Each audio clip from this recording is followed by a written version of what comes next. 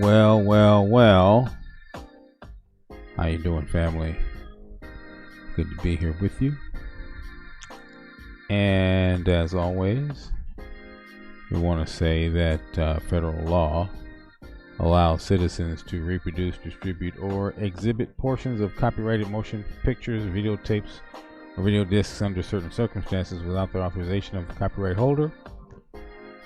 This is called fair use and is allowed for purposes of criticism, news reporting, teaching, and parody, which we don't do, and it doesn't infringe on the copyright under 17 USC 107. And as always,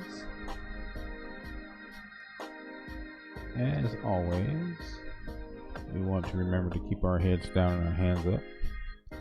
Men ought always to pray, speaking to themselves in psalms and hymns and spiritual songs.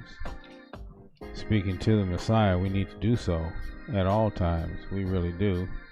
We need to keep our head in these scriptures, and this is how we know that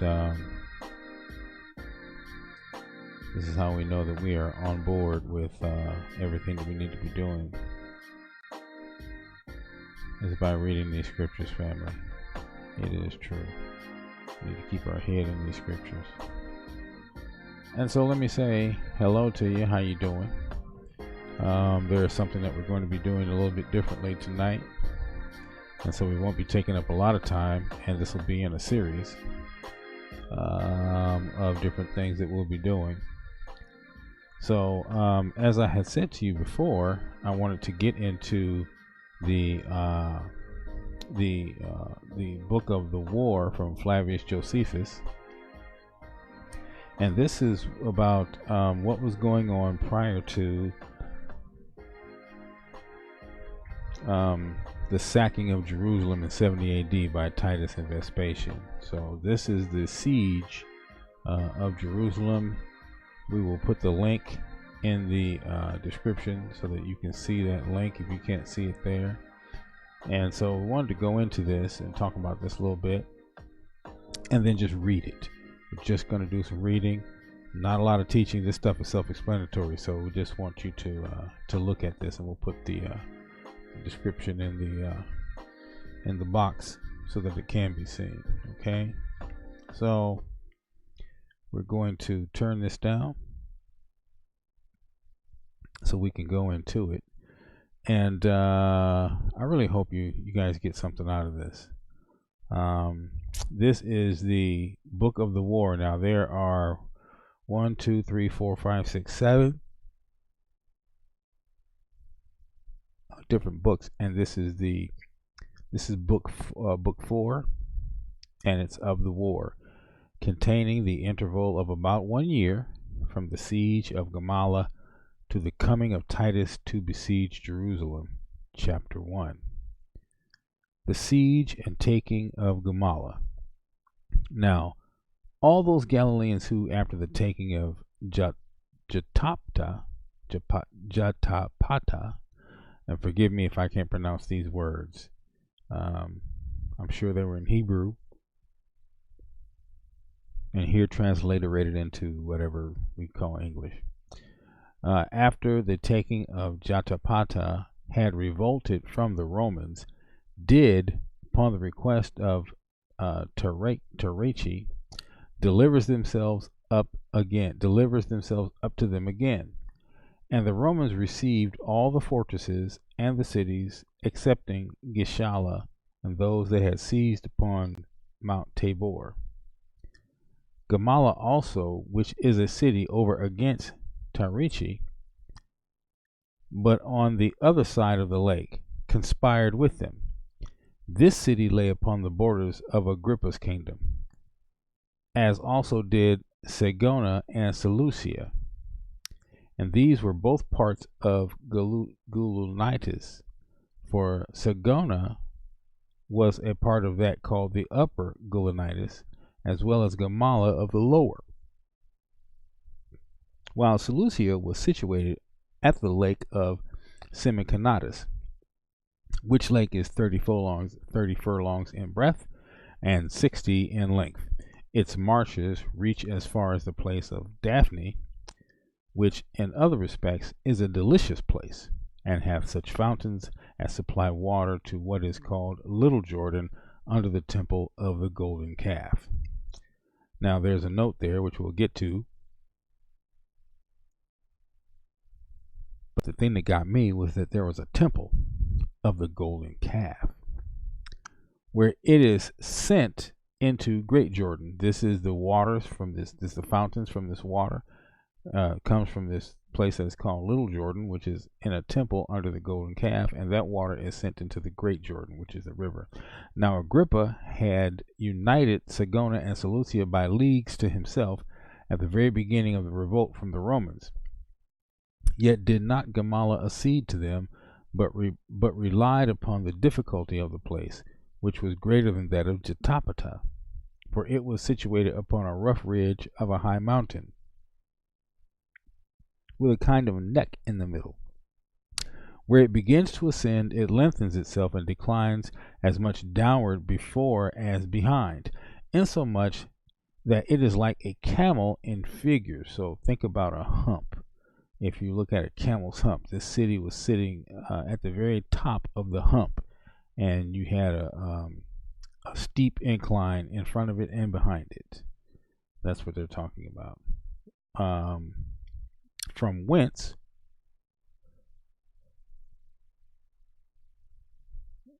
this hump, from whence it is so named. So the city is named because of the hump. Although the people of the country do not pronounce it accurately, both on the side and the face, there are abrupt parts divided from the rest and ending in vast deep valleys. Yet are the parts behind, where they are joined to the mountain, somewhat easier of ascent than the other. But then the people belonging to that place, or belonging to the place, have cut an oblique ditch there, and made that hard to be ascended also. On its acclivity, which is straight, houses are built, and those very thick and close to one another. So houses, they're thick walled, and they're very close to one another. The city also hangs so strangely that it looks as if it would fall down upon itself. So sharp is it at the top. It is exposed to the south, and its southern mount, which reaches to an immense height, was in the nature of a citadel to the city.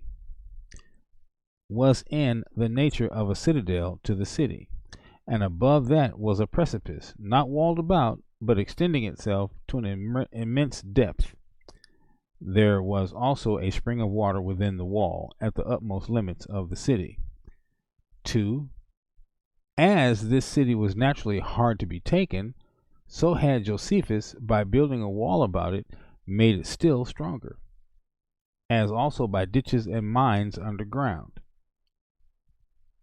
The people that were in it were made more bold by the nature of the place than the people of Jotapata had been, but it had much fewer fighting men in it, and they had such confidence in the situation of the place that they thought the enemy could not be too many for them, for the city had been filled with those that had fled to it for safety on account of its strength, on which account they had been able to resist those whom Agrippa sent to besiege it for 7 months together.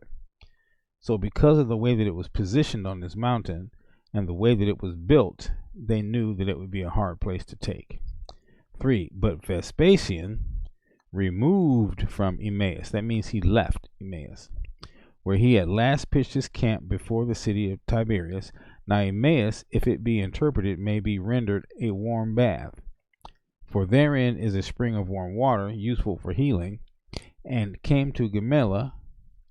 Yet was its situation such that he was not able to encompass it all around with soldiers to watch it, but where the places were practicable, he set men to watch it, and seized upon that mountain which was over it.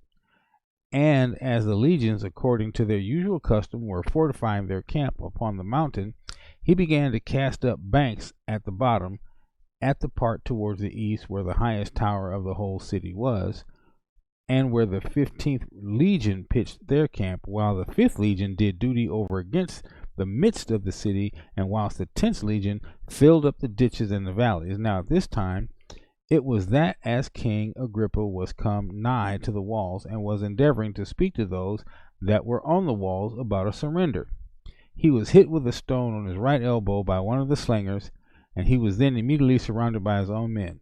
But the Romans were excited to set about the siege by their indignation on the king's account, and by their fear on their own account, as concluding that those men would omit no kinds of barbarity against foreigners and enemies, who were so enraged against one of their own nation that they had against their own nation, and one that advised them to do nothing but what was for their own advantage.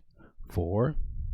Now when the banks were finished, which was done on the sudden, both by the multitude of hands, and by their being accustomed to such work, so this legion, this was the kind of job they did. They dug ditches and they filled ditches in. That was their custom, because they would build these long towers. You've probably seen them in movies, and they would roll them across this vast countryside. And so as they would build these towers, if there was ditches or anything in front of them, they would fill them in so they could roll these towers up to the walls and take the walls.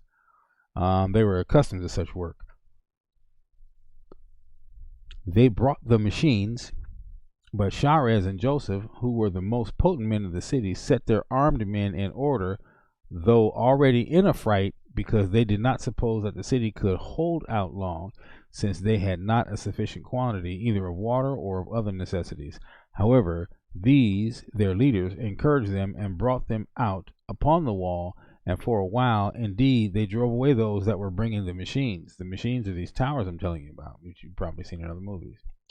But when those machines threw darts and stones at them, they retired into the city. Then did the Romans bring battering rams to 3 several places, and made the wall shake and fall. And then they poured over into the parts, and then they then poured in over the parts of the wall that were thrown down, and a mighty sound of trumpets and noise and armor, and with a shout of the soldiers they break in by force upon those that were in the city. But these men fell upon the Romans for some time, and at their first entrance they prevented their going any further, and with great courage beat them back. And the Romans were so overpowered by the greater multitude of the people, who beat them on every side, that they were obliged to run into the upper parts of the city. Whereupon the people turned about and fell upon their enemies who had attacked them, and thrust them